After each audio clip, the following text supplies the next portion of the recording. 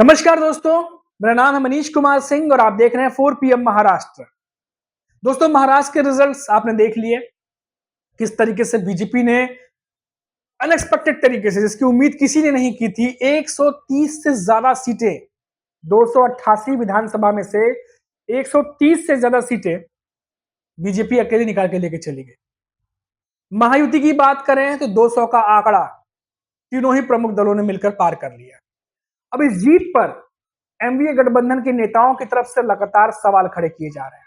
हमने कल देखा कि संजय राउत ने किस तरीके से प्रेस कॉन्फ्रेंस की और कहा कि ये नतीजे बिल्कुल भी अनएक्सपेक्टेड हैं और महाराष्ट्र की जनता का जो मूड था उसके हिसाब से ये रिजल्ट बिल्कुल आने नहीं चाहिए थे। जो मैंडेट आए हैं ये महाराष्ट्र की जनता के नहीं है, इस पर जांच होनी चाहिए।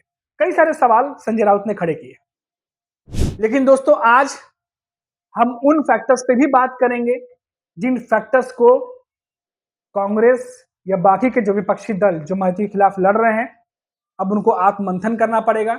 उनको सोचना पड़ेगा कि आखिर बार बार चूक कहां हो रही है। हरियाणा, महाराष्ट्र, जो जो बड़े बड़े राज्य हैं, क्यों बार बार चूक जा रहे हैं। और जहां पर लहर बताई जा रही है, हरियाणा में कांग्रेस की लहर बताई जा रही थी, सर्वे उनके फेवर में थे, उसके बाद वहां चूके। महाराष्ट्र में लोकसभा चुनाव के बाद जिस तरीके से महाविकास अघाड़ी यानी एनडीए ने परफॉर्म किया, उसके बाद यह माना जा रहा था कि इस बार विधानसभा चुनाव में बहुत बड़ा खेल होने वाला है और एनडीए गठबंधन जो है वो मजबूती से लड़ रहा है और इस बार जीत भी सकता है। इसके पूरे पूरे जो है वो आकलन लगाए जा रहे थे, सर्वे भी उनके फेवर में ही आ रहे थे। फिर अचानक क्या हुआ कि बीजेपी अकेले 288 में से 130 से ज्यादा सीटें निकाल के लेके जाती है। सवाल बहुत सारे खड़े हैं। कुछ ईवीएम का खेल बता रहे हैं, कुछ और चीजें बता रहे हैं, लेकिन सबके बीच में जो फैक्टर्स थे महाराष्ट्र में, कई सारी बातें ऐसी थी जिस पर हम चर्चा करने वाले हैं। आपको सुननी चाहिए वो बातें, और एक बार सुनने के बाद आप भी ये फैसला करिए, ये भी डिसीजन करिए और कमेंट बॉक्स में जरूर बताइए कि क्या ये फैक्टर्स वाकई में महाराष्ट्र के चुनाव में काम किए। लेकिन सबसे पहले संजय राउत ने जो आज प्रेस कॉन्फ्रेंस की है उसके बारे में हम आपको बताते हैं। उसका एक वीडियो दिखाते हैं जिसमें उन्होंने सीजीआई रह चुके चंद्रचूड़ पर जमकर निशाना साधा है। उसके अलावा बीजेपी और नरेंद्र मोदी पे भी जमकर निशाना साधा है। निशाना इस कदर साधा है, तलखी इतनी ज्यादा है कि जो शपथ समारोह होने वाला है उसको भी गुजरात में करने की नसीहत जो है वो संजय राउत ने दे दी है। पहले आप वो वीडियो देखिए। नरेंद्र मोदी और अमित शाह को महाराष्ट्र क्यों वोट देगा? पूरा कैंपेन उनके खिलाफ चला इसलिए कि महाराष्ट्र लूटने का पूरा एक कारस्तान यहाँ हो गया। यहाँ से पूरे उद्योग गुजरात में लेके हुए, इसलिए वोट दिया लोगों ने कि हमारा रोजगार गुजरात में मोदी जी लेके जा रहे हैं, चलो हम मोदी जी को वोट दे देंगे, इसलिए खुश है। महाराष्ट्र में किसानों की आत्महत्या चल रही है, महाराष्ट्र में बेईमानी हो गई। ये जो नतीजे आए हैं उसके लिए जिम्मेदार अगर कोई होगा, महाराष्ट्र के जो नुकसान हुआ है वो justice Chandrachud, chief justice of India के पद पर बैठे व्यक्ति, जिसने समय पर अपना निर्णय नहीं दिया, अपनी जजमेंट नहीं दी डिस्क्वालिफिकेशन के बारे में। 40 लोगों ने बेईमानी की। जिस पार्टी से चुनकर आए थे वो पार्टी को छोड़कर दूसरे पार्टी में जाकर सत्ता में बैठते हैं। आपकी जिम्मेदारी है संविधान की रक्षा। आपने अगर निर्णय दिया होता तो ये हिम्मत आगे कोई नहीं करता। आपने वो आज भी वो खिड़की दरवाजे खुले रखकर आप वहां से रिटायर हो गए। आप कोई भी किसी तरह से पार्टी बदल सकता है या सरकार बना सकता है दूसरी पार्टी, अपनी पार्टी को छोड़कर, तो इतिहास चंद्रचूड़ साहब को कभी माफ नहीं करेगा और उनका नाम काले शाही में लिखा जाएगा एकदम, कि इस प्रकार की व्यक्ति अपने पद पर बैठी थी और 3 साल तक एक संविधान के खिलाफ बैठी हुई सरकार को प्रोटेक्शन देते रही। वो पार्टी किसकी है, वो चुनाव चिन्ह किसका है, उस बारे में 3 साल में चुनाव निर्णय नहीं ले सकते थे। इतने बड़े बड़े फैसले देने की आप बात करते हो ना, राम मंदिर से लेकर ये क्या बोलते हैं बॉन्ड तक, इलेक्ट्रल बॉन्ड तक, और पब्लिसिटी का स्टंट करते रहे आप लोग। लेकिन एक संविधान के खिलाफ एक निर्णय एक बड़े राज्य में हुआ है, उसके बारे में आपने मुंह पर ताला रखा और तारीख पर तारीख का खेल में सबको उलझा कर रखकर आप रिटायर हो गए। तो ये जो हुआ है महाराष्ट्र में, ये महाराष्ट्र याद रखेगा। ये चंद्रचूड़ जी है, उनके होते हुए सब हुआ है और हम याद रखेंगे। देखा दोस्तों आपने, संजय राउत कल उन्होंने प्रेस कॉन्फ्रेंस की थी और आज भी उन्होंने प्रेस कॉन्फ्रेंस की और जो बातें कही वो हमने आपको बताई। लेकिन दोस्तों महाराष्ट्र के विधानसभा चुनाव बिल्कुल अनोखे थे अपने आप में और बहुत सारी चीजें इस चुनाव में सीखने लायक थी। महाराष्ट्र के चाणक्य कहे जाने वाले शरद पवार क्या इस बार राजनीति का गणित नहीं समझ पाए? उद्धव ठाकरे जिनकी लहर बताई जा रही थी, क्या उनकी लहर इस बार चुनाव में थम गई? जो रिजल्ट है उसको देख कर तो यही लग रहा है। लेकिन कुछ फैक्टर्स ऐसे थे दोस्तों जो मैं बताना चाहूंगा आपको, जो ऐसा लगा कि जो लोकसभा चुनाव में जो करने में एनडीए सफल हुई वो विधानसभा चुनाव में करने में फेल हो गई। सबसे पहली बात, एनडीए क्या कोई मजबूत नैरेटिव सेट नहीं कर पाई? जिस तरीके से लोकसभा चुनाव में संविधान बदलने की बात की जा रही थी और वो नैरेटिव इतना मजबूती से सेट हुआ था कि वो नैरेटिव महाराष्ट्र में काम किया और जानकारों ने भी ये बात कही कि संविधान बदलने की जो बात एनडीए गठबंधन ने लोगों तक पहुंचाई है वो काम किया है और इसीलिए बहुत ज्यादा सीटों पर बीजेपी और महायुति को नुकसान हुआ।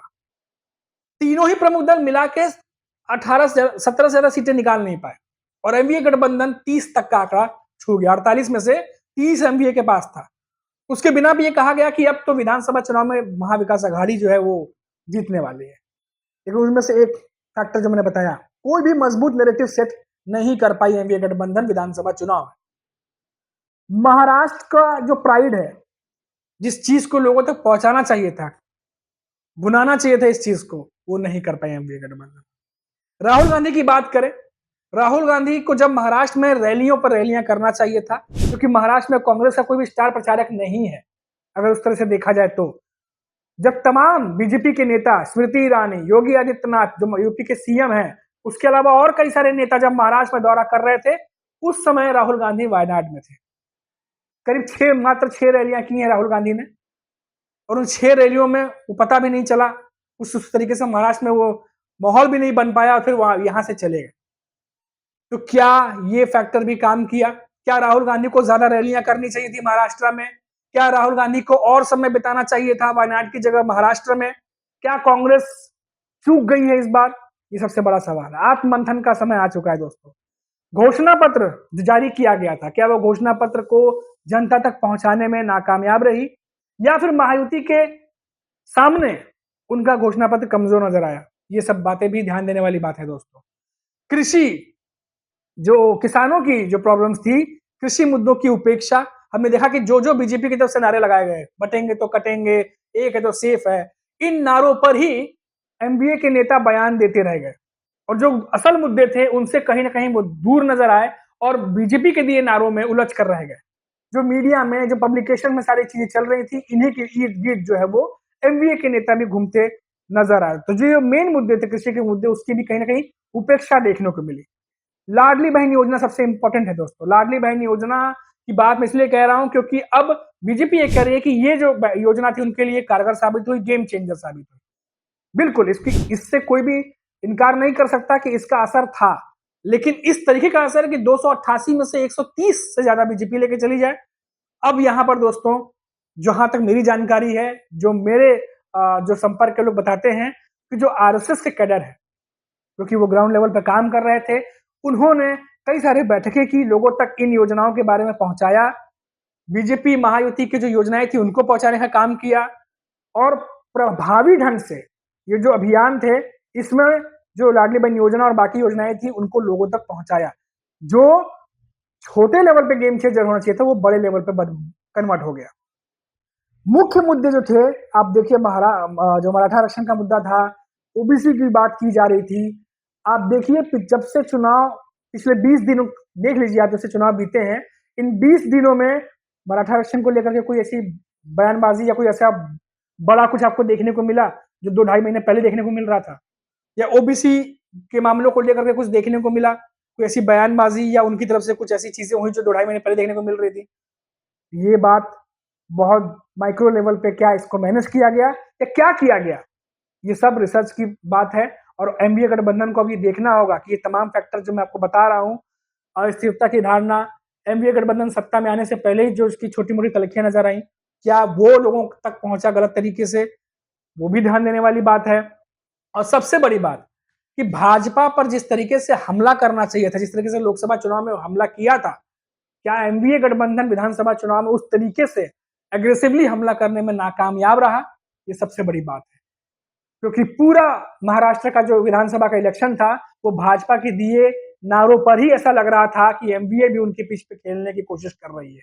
बटेंगे तो कटेंगे, एक है तो सेफ है, जो रैलियां हुई उन्हीं के इर्द गिर्द तमाम नेता बयान देते नजर आए। तो क्या वो जो हमला लोकसभा चुनाव में जिस तरीके से उद्धव ठाकरे कर रहे थे, शरद पवार कर रहे थे, जहां असली शिवसेना नकली शिवसेना की बात हो रही थी, प्रधानमंत्री नरेंद्र मोदी कई सारे ऐसी बातें कर गए थे जो कि शरद पवार के समर्थक, उनके वोटर्स नाराज हुए थे, फिर वो भी बात सामने आए। तो बहुत सारी ऐसी घटना वहां घटी थी जो कि एनडीए गठबंधन विधानसभा चुनाव में करने में ऐसा लगा कि कहीं ना कहीं कम हुआ। अब सबसे बड़ी बात दोस्तों, आखिरी में बोलूंगा कि अब ये समय ऐसा आ गया है कि अब कांग्रेस को आंख मंथन करना पड़ेगा, सोचना पड़ेगा कि आखिर चूक कहां हो रही है और एक बार किस तरीके से अब ये जो तमाम चीजें चल रही हैं अब इसको टैकल कैसे किया जाए, किस तरीके से सिस्टमैटिक तरीके से और बेहतर तरीके से एग्रेसिव तरीके से जो कमियां रही उसको दूर करके चुनाव लड़ा जाए। वरना हरियाणा, महाराष्ट्र, फिर अब अगले साल, इस साल तो है नहीं, अब अगले साल, एक साल बाद दिल्ली और जो बाकी जगह पर होने हैं वहां पर फिर मुसीबत हो सकती है। अभी के लिए नहीं दोस्तों, फिर लौटेंगे तो बात करेंगे किसी बड़ी खबर पर। तब तक आप देखते रहिए 4 PM महाराष्ट्र। नमस्कार।